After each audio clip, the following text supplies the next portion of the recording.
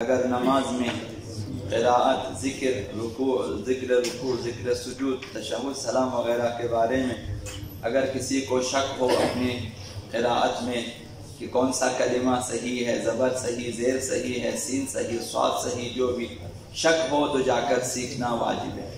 اس حد تک سیکھیں کہ خود مطمئن ہو جائیں کہ یہ جو میں کہہ رہا ہوں درست ہے، دوسروں کو اس سے کوئی غرض نہیں ہے۔ جب آپ مطمئن ہو جاتے ہیں کسی سے سیکھنے کے بعد، نہ ان کی دل بخواہی مطمئن ہو جائیں بس ٹھیک ہے، اس طرح نہ جائیں، سیکھیں کہ کسی جاننے والے مثلا ان سے انہوں نے اگر تصدیق کر دی کہ ٹھیک ہے، چونکہ نماز کی قراءت میں اس قدر سختی بھی نہیں ہے کہ تمام جو ہے قواعد تجویدی لازم نہیں ہے، بعض چیزیں واجب ہیں جیسے مثلا ادغام وغیرہ، لیکن ابھی جو ہے ترقیق و تفخیم و بعض ساری چیزیں واجب نہیں ہیں۔ ابھی را کو آپ باریک پڑھیں، پر پڑھیں، دونوں صحیح ہے نماز میں مثلا اس طرح سے، لیکن حروف کو اپنے اصل جو ہے مخرج سے ادا کرنا کہ جس طرح عموماً ادا کیا جاتا ہے یہ ضروری ہے کہ سین نظر آ جائے، صاد سنائی دے، مثلا اس طرح سے حروف اسی طرح سے ادا کریں، اور تمام صفات کو کی رعایت ضروری نہیں ہے۔ اس حد تک سیکھیں کہ خود مطمئن ہو جائیں کہ اب یہ ٹھیک ہے۔ اگر آپ ہر کسی سے پوچھتے جائیں تو وہ جو آپ کو آتا تھا وہ آپ بھول جائیں گے۔ اس طرح نہ کریں، پہلے آپ دیکھیں میں نے ادھر جانا ہے، وہاں جائیں، وہاں سیکھیں، پھر اگر پوچھتے رہیں گے آپ وسواسی ہو جائیں گے۔ میں نے کہا یہ بھی نہ کریں۔ آقا امام جعفر الصادق علیہ السلام ارشاد فرمایا کہ خداوند متعال بروز قیامت بندے سے پوچھے گا احکام شریعت کے بارے میں، احکام دین کے بارے میں کہ تو جانتا تھا؟ پہلا سوال ہے یہ، یعنی سیکھا تھا، معلوم تھا احکام شریعت میں؟ اگر بندہ کہے کہ ہاں مجھے پتا تھا، مثلا سیکھا تھا، میں جانتا تھا، میں نے یاد کیا، تو خداوند متعال پوچھے گا کہ جب جانتا تھا عمل کیوں نہیں کیا؟ جو کچھ تم جانتے تھے اس پر تم نے عمل کیوں نہیں کیا؟ اس سوال کا بھی جواب دینا ہوگا اگر کسی نے عمل نہ کیا ہو۔ اگر احیاناً بندہ یوں جواب دے کہ خدایا پتہ ہی نہیں تھا، مجھے معلوم نہ تھا، مثلا میں نے نہیں سیکھا، دین نہیں سیکھا، احکام میں نے نہیں سیکھا، میں نے اگر اس طرح جواب دیا، خداوند متعال فرمائے گا کہ سیکھا کیوں نہیں تاکہ عمل کرے۔ عمل ضروری ہے اور سیکھنا بھی عمل کے لیے ضروری ہے۔ سیکھیں تاکہ عمل کریں، سیکھنا خود کوئی ہدف نہیں ہے، خود سیکھنا ہدف نہیں ہے، ہدف اس پر عمل کرنا ہے، اور عمل کا ہدف رضایت پروردگار اور سعادت اخروی ہے۔ تو سیکھنا اس وجہ سے بھی واجب ہے، واجب شرعی، تاکہ ہم عمل کریں۔ عمل کرنا دوسرا واجب ہے ہمارے اوپر، سیکھنا بھی واجب ہے اور جو سیکھا ہے اس پر عمل کرنا بھی واجب ہے۔ نہ سیکھنا بھی جرم ہے، سیکھ کر عمل نہ کرنا بھی جرم ہے۔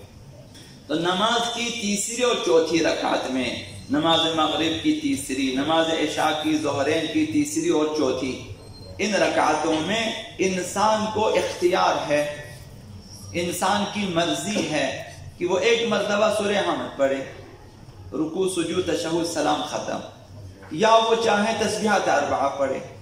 نماز کی تیسری اور چوتھی رکعت میں انسان کو اختیار ہے، سورہ حمد پڑھے اس کی مرضی ہے، تسبیحات اربعہ پڑھے یہ بھی اس کی مرضی ہے، یا ایک رکعت میں سورہ حمد پڑھے، مثلا تیسری رکعت میں، چوتھی رکعت میں آپ تسبیحات اربعہ پڑھیں، یہ بھی آپ کی مرضی ہے، یا اس کے برعکس عمل کرے، تیسری رکعت میں آپ تسبیحات اربعہ پڑھیں، چوتھی رکعت میں سورہ حمد پڑھیں، یہ بھی آپ کی مرضی ہے۔ بہتر یہ ہے آخری دونوں رکعتوں میں تسبیحات اربعہ پڑھیں، یہ بہتر ہے، ثواب ہے، یہ کہنا چاہیے۔